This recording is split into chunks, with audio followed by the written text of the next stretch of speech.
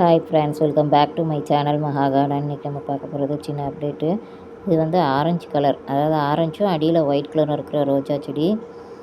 இது இடையில வந்து ஒன்றுமே இல்லாமல், இலைகளே இல்லாமல் இருந்துச்சு. அப்புறம் கட் பண்ணி விட்ட பிறகு 2 மொட்டுக்கள் வச்சுருக்கு. 2 இடத்துல துளிர்கள் வந்து மொட்டுகள் வைக்க ஆரம்பிச்சிருக்கு. வெயில் தாங்காமல் செடிகள் வந்து பழைய செடிகள்லாம் ஒன்றும் தழுக்கலை. அப்படியே பாருங்கள், குச்சி குச்சியாக தான் நிற்கிது. இது வெட்டி விட்டதுனால ஏதோ 2 மொட்டுகள் வச்சுருக்கு இந்த செடியில். ஆனால் இதெல்லாம் தண்டுகள்லாம் நல்லா பச்சையாக தான் இருக்குது, ஒன்றும் கருகலை. ஆனால் இலைகளும் பூக்களும் ஒன்றுமே வரல, மொட்டுகளும். இது வந்து மஞ்சள் ஊட்டி ரோஜா. இதுதான் ஓரளவுக்கு ஃப்ரெஷ்ஷாக பூத்துட்ருக்கு. 3 மொட்டுக்கள் இருக்குது பாருங்கள், ஒரே இதில் 3 மொட்டுக்கள் இருக்குது. அதே மாதிரி அந்த பக்கம் 2 மொட்டு இருக்குது. மொத்தம் ஒரே செடியில் 5 மொட்டுகள் இருக்குது. இதுவும் வெள்ளை ஊட்டி ரோஜாவும் தான். ஓரளவுக்கு தடுத்து மொட்டுகள் வச்சு பூத்துட்ருக்கு. பழைய செடிகள்லாம் 1, 2 தான் பூக்குது. அப்புறம் பன்னீர் ரோஜா கொஞ்சம் பூக்குது, புதுசாக வாங்கினது. டார்க் கலர் பன்னீர் ரோஜா. இது வந்து ஜாஸ்மின், அதாவது மல்லிகை, அடுக்கு மல்லிம்பாங்களா அந்த மல்லி. மொட்டுகள் பிடிக்க ஆரம்பிச்சிருக்கு. நிறைய வந்து வெட்டி விட்ட பிறகு கொஞ்சம் மொட்டுகள் பிடிக்க ஆரம்பிச்சிருக்கு.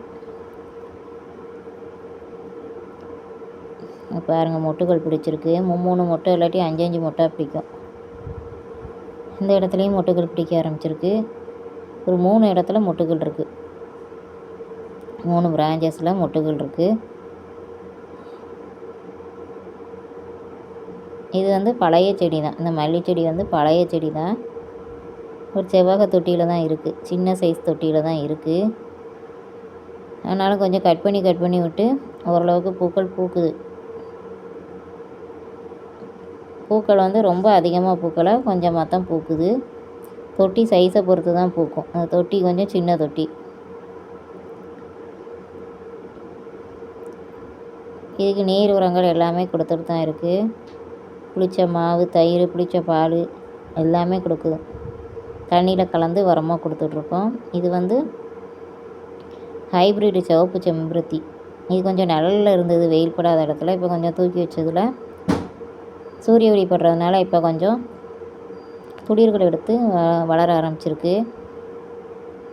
அப்படியே ஸ்டன் க்ரோத்தாக தான் இருந்தது அந்த பழைய இடத்துல. அதாவது அதில் சாயங்காலம் தான் கொஞ்சம் வெயில் வரும் கீழே.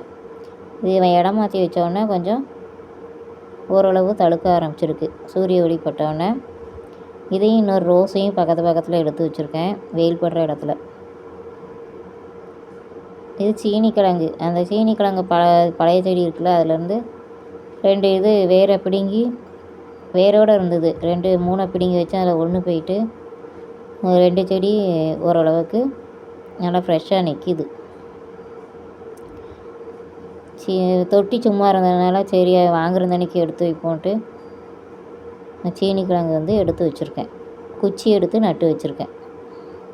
குச்சி வச்சாலே வந்துடும் சீனிக்கிழங்கு. அது மாதிரி தக்காளி செடியில் பூக்கள் பிடிக்கிற மாதிரி இருக்குது. ஓரளவுக்கு ஹைட்டாக ஆயிடுச்சு. ஆனால் நான் சொன்ன மாதிரி வெயிலுக்கு வந்து ஒன்றும் சுறுசுறுப்பாக இல்லை. அது மாதிரி மேலே வெண்டைக்காயும் 1, 2 தான் காய்க்குது. ஏன்னா அவ்வளோ வெயில் அடிக்கி.